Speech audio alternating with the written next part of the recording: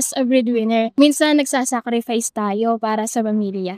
Hi mga ka-Investo! So today, nandito tayo para tanungin ang mga tao kung agree or disagree ba sila sa breadwinner culture dito sa Pilipinas. I disagree. I believe it puts a lot of pressure on the breadwinner na di naman sila dapat yung nagsusustain for the family. So, as much as possible, I advocate for breaking that cycle. Agree po. Kasi if magiging breadwinner ka sa isang family, parang isang malaking responsibilidad at the same time, yung responsibilidad na yon na ginagampanan mo is para sa family mo. Yung makakatulong ka sa kanila na parang ang gaan-gaan sa feeling na nakakatulong ka sa kanila in a way na like sa financial. Kasi as a breadwinner, minsan nagsasacrifice tayo para sa pamilya.